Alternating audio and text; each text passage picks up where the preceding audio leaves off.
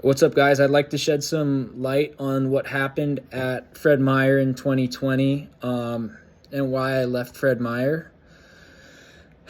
I was sexually assaulted and sexually harassed by Deli PIC Brian Gunnels. And I believe that he has other survivors out there because while he was assaulting and harassing me, he mentioned this Chinese guy or Filipino guy named Joel,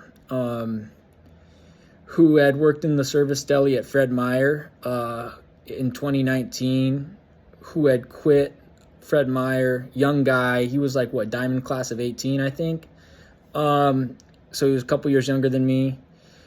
And Brian had mentioned Joel had quit, and he mentioned that he tried to call Joel, tell him to come into work and shit, and Joel didn't answer his phone. So I believe that Brian Gunnels abused or assaulted Joel in some way. I don't know if he did or if he did not. I don't know what exactly happened. But I have reason to believe, based on what happened to me and based on the pattern of behavior that Gunnels exhibited, that he assaulted or abused Joel in some way.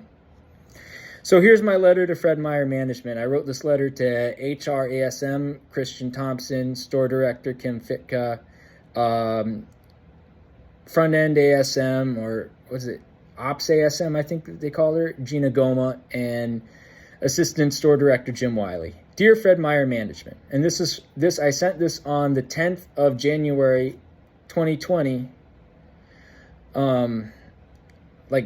I think it was like 10:17 p.m. or something. Dear Fred Meyer management, I would like to officially file a sexual harassment and sexual assault complaint against Service Deli PIC Brian Gunnels. This pattern of unprofessional behavior started on January 4th, 2020 in the men's locker room. Brian Gunnels and I were talking about how sore we were from work, and then he mentioned he got his roommates to massage his back, and then he randomly started to massage me and had me sit in front of him on the bench in the men's locker room. It felt really weird and awkward. The next time Gunnels tried a similar behavior was around 1:50 p.m. on January 6, 2020, when I was putting my work shoes on and sitting on the bench in the men's locker room. This time, he was also rubbing my chest in a very sexual, uncomfortable way and putting his hands up underneath my shirt. Gunnels would also hug me close to his body in a very creepy way. The very next day, January 7th, 2020, the situation escalated. It was around 6:30 p.m., maybe closer to 7. I had just gotten off work and Gunnels had just gotten on lunch break. Gunnels came up and started massaging me, only this time his left hand traveled down the front of my body underneath the waistband of my underwear. I knew where this was going, down to my groin. Gunnels worked his left hand down underneath my pants and underwear and started massaging my penis. When he did this, I turned away so he wouldn't keep groping me, and I said, "Bro, what the heck?" Gunnels replied, "It's just another muscle." And I repeated myself, "Bro, what the heck?" I was so paralyzed by fear and I didn't know what to do. Then Brian Gunnels said, "Can I at least see it?" At this point, I yanked my pants up so he couldn't see it. He then returned to hugging me close to his body and rubbing my back and chest and my tailbone under my underwear in a sexualized manner. He told me to relax at one point because he could sense that I was uncomfortable around him. He also told me that he loved my body. He made me sit in front of him on the bench in the men's locker room and grope my back and chest even more. At this point, I was paralyzed with fear, shocked, freaked out, and on total alert mode. Gunnels tried to distract me by gossiping about his deli and cheese employees. He mentioned that Pam was on vacation in the Bahamas on a cruise ship swimming with pigs. Dawn was on medical leave for surgery and would be coming back soon. He said Savannah wanted to move to cheese because she thought Deli had too much freight, even though, according to Gunnels, there's just as much freight in cheese. He also said that Wendy in Deli was thinking of quitting because of her schedule and that Kim and Eleanor were going to stay and convince her to work part-time a couple days of the week on the weekend. Gunnels also mentioned that Amy and Cheese had transferred to home and become the home receiver. I was on total alert mode, so I remembered the exact conversation. Gunnels chose to prey on me because of my youth and naivete. Gunnels, at the time, age 42, is 20 years older than me and has a 23-year-old son in Atlanta and a 2-year-old grandson. Brian Gunnels chose to prey on me because of my youth, and I hadn't experienced an incident on this kind of level, of this kind of magnitude, so I'd be unprepared and he could get away with it. I would like to avoid Brian Gunnels at all costs, if that means transferring departments, stores, or divisions. I also filed a report on Kroger Helpline on January 9th, 2020, because I wanted the documentation of this incident in writing. I hope Fred Meyer and Kroger investigate this to the fullest extent of the law, and Brian Gunnels faces the necessary and appropriate consequences for his actions and the emotional trauma that he caused. Sincerely, Arturo. And the fact that Brian Gunnels also mentioned this Chinese guy that had worked or Filipino guy who had worked in the deli named Joel. And Joel had quit Fred Meyer. He worked there in October, November of 2019, and then he had quit. Gunnels had tried to call him up and shit to tell him to come into work. I believe that Gunnels assaulted or abused him in some sort of way. That's what I believe. I believe I'm not the only survivor. I also believe that Gunnels' baby mama, if he indeed has a baby mama, and if he was telling me the truth about his son in Atlanta and his grandson, I believe his baby mama is a survivor of his abuse and assault. Okay?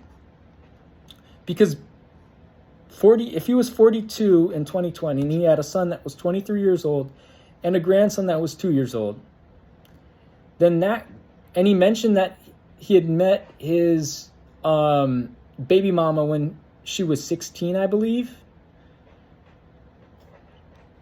And he had claimed they met when they were 16. I believe he was 19 and his baby mama was 16 when they met. And the pattern of behavior that he exhibited with me kind of corroborates that thing that I believe, that his baby mama was a survivor of his assault and a survivor of his abuse. And he said that he had met her at a party. He was 19, she was 16. So you do the math, that is totally inappropriate what he did there. And then in fact, if they had met at a party and there were drugs and alcohol involved, and he was 19, she was 16, they had relations, that's assault, that's abuse, right?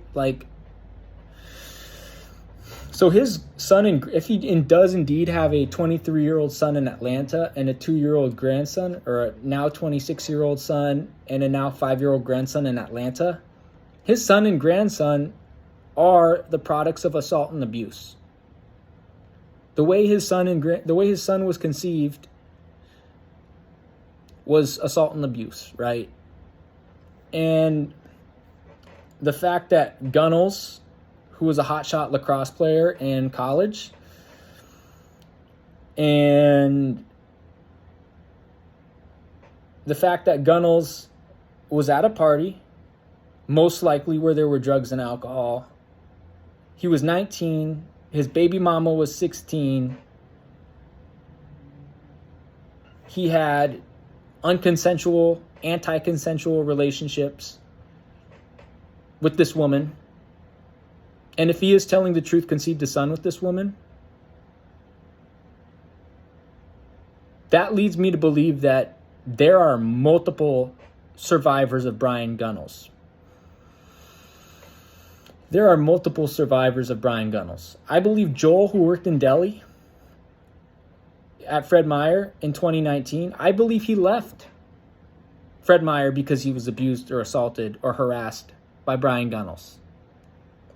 I believe that.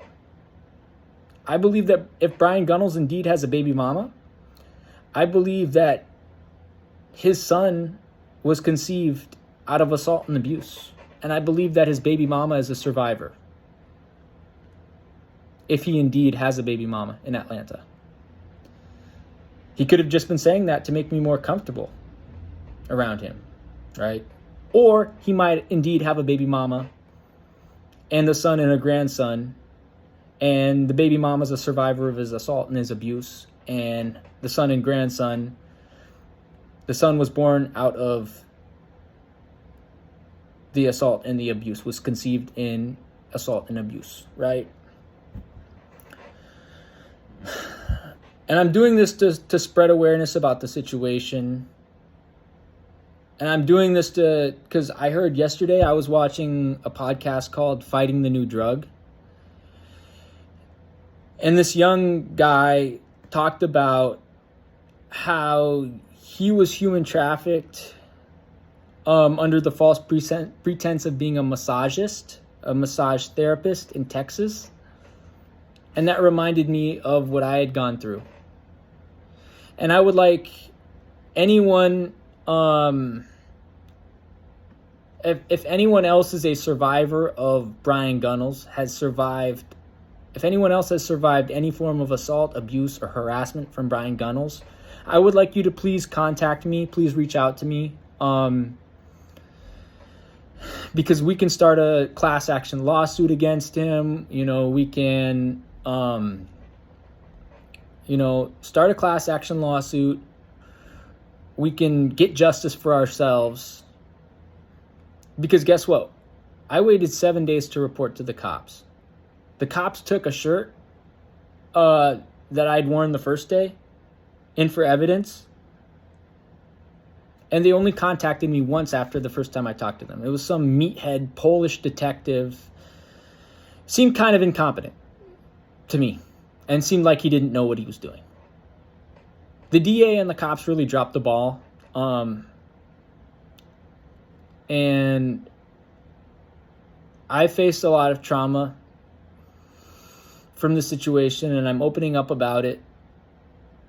And Joel, if you're out there, dude, and if you were abused, assaulted, or harassed by Brian Gunnels, dude, please reach out to me. If anyone else was abused, assaulted, or harassed by Brian Gunnels, because I do believe there are other survivors, please reach out to me. Because he caused me hella trauma. Like, the next several months after I was assaulted and abused by Brian Gunnels, I felt my body was broken. At the time when I was assaulted and abused by him, I was 22 years old. As a 22-year-old who was fit, athletic, good at sports such as basketball and track and field, soccer, I felt like I was broken because this creepy motherfucker groped me and assaulted and abused me.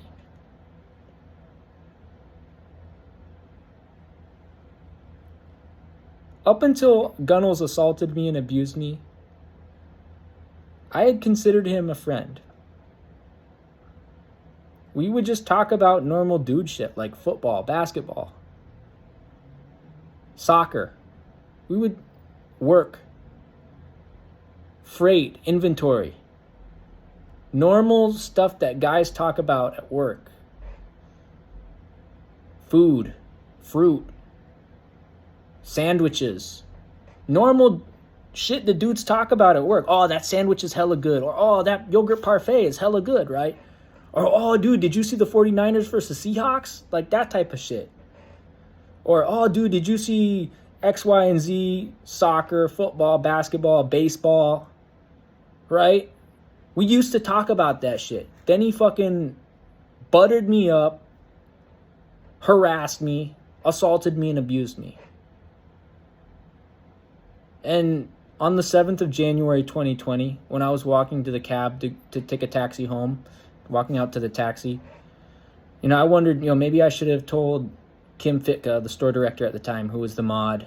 Or maybe I should have told, maybe I should have called the cops up in there.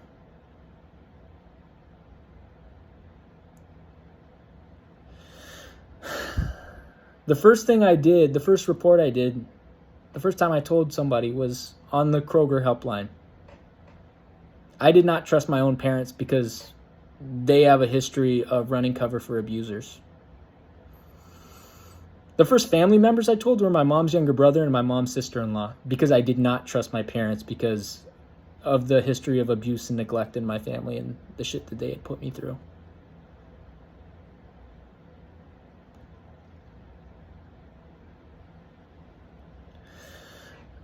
I'm making this video not because I want some sort of fucking pity party. I'm making this video because to spread awareness that males can experience this type of assault, this type of abuse.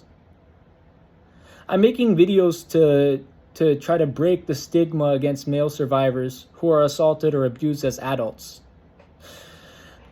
I'm making this video to spread awareness about the disgusting behavior that Brian Gunnels has exhibited. And so hopefully other survivors, because I do believe that there are other survivors. I do believe Joel's a survivor. I do believe, in fact, if indeed Brian Gunnels has a baby mama down in Atlanta, she is a survivor because his son was conceived when she was 16, he was 19, at a party where there was drugs and alcohol. And he even fucking said that himself. Brian Gunnels even admitted that shit as himself. But he tried to play it off, oh, like we was both 19 and shit. On some creepy type of shit.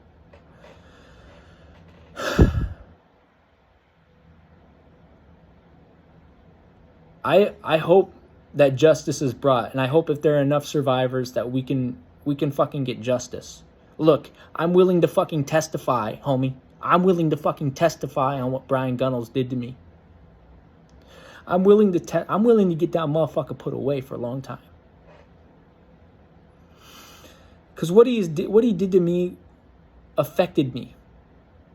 Not only did I have to deal with a long-ass commute, a fucking pandemic, a hostile work environment, I had to deal with the fact, and not only did I have to deal with the fact that my grandpa was sick with prostate cancer, my grandma, who was a stroke survivor, had Alzheimer's.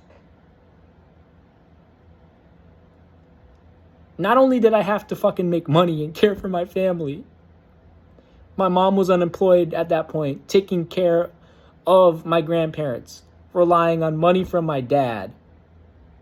Money, and I would have, tried to help out in whatever way I could. Not only did I have to deal with all that shit, but I was assaulted and abused by a coworker who I trusted and who I considered a friend. I was assaulted and abused by a coworker who I had trusted and considered a friend. I felt betrayal, okay? I felt trauma. February and March of 2020, I was a healthy 22-year-old dude. I felt like my body was broken. I would repeat to myself, oh, I'm broken, I'm so broken, my body's broken, like that type of shit. Because I felt fucking broken. I felt like he broke me with what he did to me. I've been through numerous sleepless nights.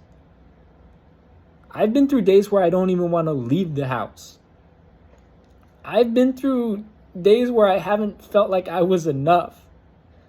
After I quit Fred Meyer in 2021, I went through severe depression because of the pandemic, because of the trauma I had faced at work, and just the fucking accumulation of trauma and abuse and neglect that I had faced throughout my life.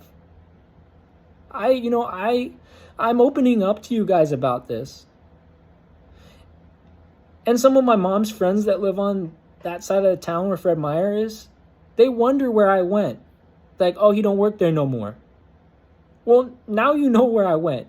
Now you know what happened there. I was assaulted. I was abused. And then also on December 20th 23 or December 24 of 2020, I was sexually harassed by Kip Broad. I was looking for clam juice for a customer in the grocery stock room. And Kip Broad, he said, no, I asked the grocery receiver, the tall, like, white guy that, I don't give a fuck, I don't fucking remember what his name was. Langston? I know his last name was Langston. I know his last name was Langston for sure. Tall fucking white guy. Last name Langston. I don't remember it was like, I don't remember the dude's first name, but I know his last name was Langston. I don't know why I remember that. Langston. Mike Langston. No, it wasn't Mike. Jeff Langston. No, Jeff Woodward, like, worked dairy for a little bit there. I know his last name was fucking Langston. Right? And he was there, the tall white grocery receiver dude. Not Elijah. Elijah was the nutrition manager at that point, right? But the tall fucking grocery receiver dude. And when I asked, yo, is there any fucking clam sauce? Is there any clam sauce in the back area?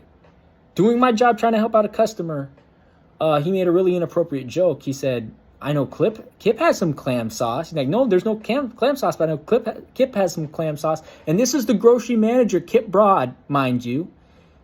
Kip, like, fucking spreads his legs apart, just standing there, and points at his groin area. Oh, here's some clam sauce or whatever. It's like, really, bro? It's like, so, and again, that just fucking sealed it for me. January 3rd, 2021, I quit Fred Meyer.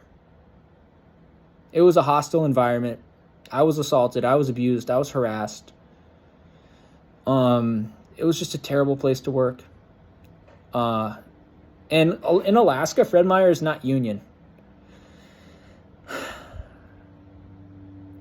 Fred Meyer is not union.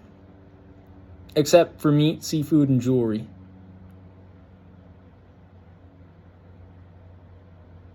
So for those of you who wondered where the fuck I went, I'm still here, motherfucker. I'm still in Alaska, motherfucker. I left Fred Meyer. But I'm trying to spread awareness because this type of shit can happen to fucking anybody. And men go through this shit. But there's a fucking stigma because as a man, you're in society, you're supposed to be like, oh, big, strong, alpha type of shit, right? You're not supposed to be fucking emotional, like, especially when you're around Northern Europeans and shit. Like, Northern Europeans, when Southern Europeans express our emotions and shit, like we're fucking looked down upon. If you're Spanish or if you're Italian or even if you're like Portuguese and you express your emotions, like, we're looked down upon as men. Like, we're not as fucking masculine as you alpha fucking Chad Viking motherfuckers. But here's the truth, dude. Here's the fucking truth. There are male survivors. Women are not the only ones who are assaulted, although it's mainly women. There are male survivors as well. I'm doing this to spread awareness to the fact that there are men who are survivors. I'm doing this to spread awareness to the fact that Brian Gunnells is a creepy motherfucker. And that I believe he has more survivors. I'm doing this to spread the fact of what this has done to me. And in the email, I said that it was I hadn't experienced an incident on that kind of level, on that kind of latitude, on that kind of magnitude. But to be clear, I had been assaulted before. I had been harassed before. When I was 12 years old, both at Rabbit Creek Elementary and at Golden View Middle School, I was sexually harassed by John Wolcott. When I was a freshman in high school, I was sexually assaulted by Vinay Talwar in English class. I was sexually assaulted by Isaac Light. When I went to Cushing Academy, when my mom sent me to that fucking terrible boarding school in Massachusetts, James Cameron Jarvis attempted a sexual assault on me. We were at a formal dinner. He reached under the table and he tried to grope me. Eru Haneda and Taigu Murata, around the time of April 17th, 2016, between April 15th and April 17th, 2016, sometime around then, I was walking back to my dorm from the chow hall. They sexually assaulted me with a tennis racket. And then we all know about the Tommy Balboa incident. I'm just one of many survivors in that incident. Tommy Balboa, literally, his room was next to mine in Low Hall when I went to when I was in Cushing. When I went to Cushing, he was a dorm proctor. He was a junior. He was a dorm proctor. He solicited nudes from multiple students at Cushing, and he solicited nudes. He attempted to solicit nudes from me. That is why he got arrested. I am one of the survivors of that situation that hasn't had their voices heard. So, and then also I was sexually harassed on Twitter by pro-Palestine activist Omar Ghayeb. Ghayeb tried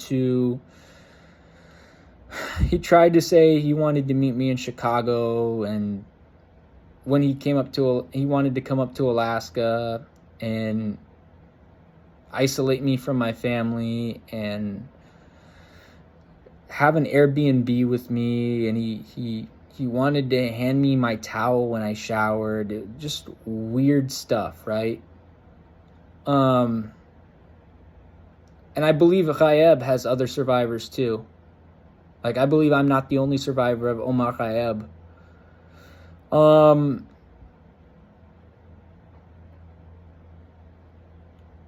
You know, that was the creepiest situation I had been in, but that wasn't the first time I was sexually assaulted or sexually harassed or abused in any sort of way. Matter of fact, when I was 8 years old, my mom's nephew, the fat one, Teddy Pease, he locked me in. He was 15 years old. He's 7 years older than I am. He was my babysitter at the time. My mom used to work for the Planning and Zoning Commission. He locked me in my grandpa's bathroom twice, and my bathroom, the TV room bathroom at my grandpa's house once, and he sat on the door. Now, at this point, he's like 215 pounds. I'm 7 years younger than him. You know, he's my babysitter at the time, and I do believe that if I hadn't told my mom, and again, my mom kind of swept it under the rug and ran cover for him in a certain way for the abuse he did to me. I do believe if I hadn't shed light on that, he would have done worse to me. I do believe he was planning on assaulting me. Based on the pattern of behavior I saw, based on that he locked me in the bathroom 3 times, I do believe my mom's nephew was going to try to assault me. I do believe that. So the Brian Gunnells situation was not the first time I had been assaulted or someone had attempted assault against me, but it was the creepiest time. The James Cameron Jarvis shit, that just happened once, and that happened like out of the blue. There was no build-up.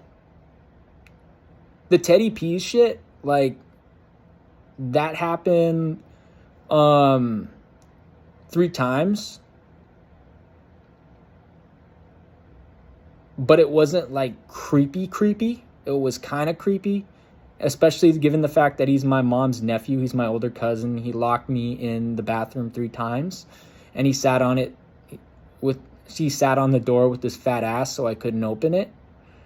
And he's a fucking big dude. He's like 280. He weighs like 270, 280. He is fat, right? He looks like Gabriel Iglesias, but like peninsular Spanish, right? That's how fat he is, right? And like the Taiga Murata and the Taiga Murata situation. Oh, and I'd also been harassed by I believe Brett Mormon's. I was doing like some of the dynamic warm-ups on the ground, like iron crosses, reverse crosses, trying to warm up for training in track and field. And Brett Mormon would like stand over me stretching in Roman Steph, and I believe that happened a couple times too. But that wasn't like on the creepy level of like what Brian Gunnels did to me, right? That wasn't, and even what Omar Ghaeb was not on the creepy level, like, because Ghaeb was in Palestine, I was in Alaska, like, and the Murata and Haneda situation, that happened just out of the fucking blue. The Balboa situation was creepy and it was premeditated, but I was the same age as Balboa. The Isaac Light situation,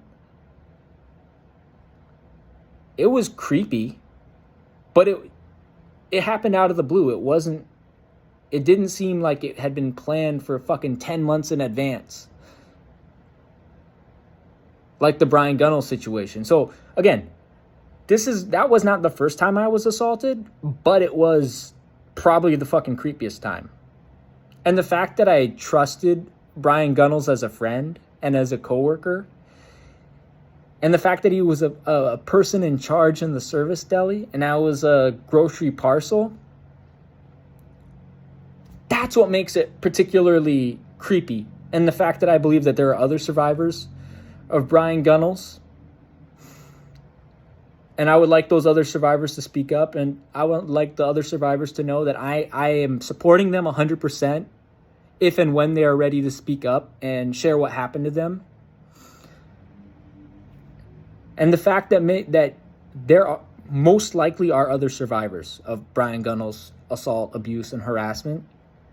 And I would like it, and if they are ready to speak up, if they are willing to speak up, I am supporting them 100%.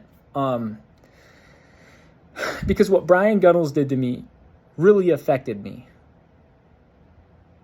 Between being unemployed, traumatized from a childhood of abuse and neglect, and traumatized from some of the shit I'd seen I experienced as an adult in Anchorage, Alaska, I have had sleepless nights. I have had days where I felt pain. I felt unexplained pain. I've been gaslit by hella people, including my mom's older brother. I've been gaslit by psychologists. I've been gaslit by other professionals trying to help me, DVR people trying to help me, because of what I went through. Because they're less likely to believe that a fit, strong, athletic 22-year-old man was assaulted by a coworker in a really creepy way in a locker room at Fred Meyer 071 on Dimond Boulevard. They're less likely to believe that Brian Gunnels has other survivors. And this is especially because the cops and the DA dropped the fucking ball in this case. And they let this motherfucker off the hook. I don't even think they interviewed him. I think Detective Pollock, and now mind you, this around the same time period when APD murdered Dalen Polu, who was a young Pacific Islander person. I don't think Detective Pollock, whoever the fucking Polish detective guy I talked to, did any attempt to interview Brian Gunnels. I think the Polish detective was too busy running cover for fucking Justin Dahl, Ken McCoy, and the cops who murdered, I believe it was one of the Cusacks, actually, who murdered Dalen Polu. That's what I believe the cops were too busy doing. They didn't give a fuck about no working class, Southern European male, Southern Atlantic European male who got assaulted in a really creepy way in the locker room at his job by a coworker that was 20 years older than him, and probably had other survivors who he had assaulted and abused and harassed in previous years. They didn't give a fuck. Why? And this is really what cemented for me that the cops serve the ruling class, because I'd already kind of seen that with the police brutality. But I don't experience police brutality in a way that somebody who is black or Samoan or Tongan or Inupiaq or Yupik or Athabascan or Puyallup or Duwamish or Tulalip experiences. Because I'm mainly English, Irish, Dutch, Belgian, and Spanish, Portuguese, Croatian, and Slovenian. I'm a European, predominantly of the Atlantic variety, right? So I don't really experience that level of police brutality that somebody who is black, Samoan, Tongan, Inupiaq, Yupik, Tulalip, Puyallup, or Duwamish experiences. But as someone who has survived other crimes, other violent shit, and has never received any justice, that just cements in my mind the cops don't work for us. And I do believe that at this point, because I believe Dalen Polu was murdered in late 2019, early 2020. I do believe at that point, the APD, what they were doing, all of them were doing was running cover for the cop who murdered Dalen Polu. And the cop who murdered, had the cops murdered Bashar Hassan yet? But I do believe at that time, Justin Dahl, Ken McCoy, as much as the liberals love to praise him because he's a black cop in Anchorage, I do believe at that time, Justin Dahl, Ken McCoy, the Polish detective guy, the DA, they were all running cover for the cop that murdered Dalen Polu. And that's why they didn't get me justice. And they also saw me as a fit, athletic, white, Atlantic European, 22-year-old dude. They didn't see me as a survivor. Even if I were a female, even if I were indigenous or black or Pacific Islander, I don't think they would have seen me as a survivor even then. And it's because the cops are just corrupt. The cops are racist. The cops don't care about the people. The cops serve Wall Street.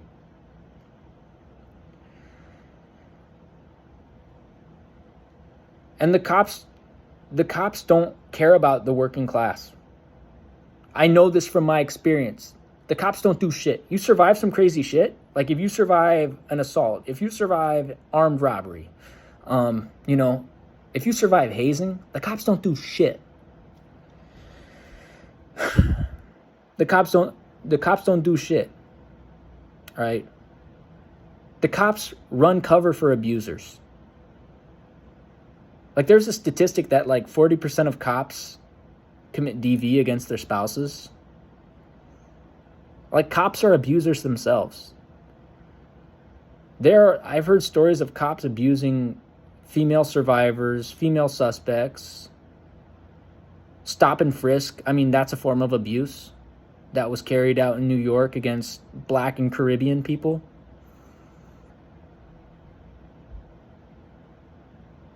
I would like to see justice for survivors like myself. I would like to see justice for all survivors. The fact that I didn't get any justice, the fact that the only thing that happened was Gunnels got sacked, and that Kim Fitka and Christian Thompson told me not to talk about it, just shows how companies and capitalist entities try to protect their own image instead of protecting the well-being of their employees.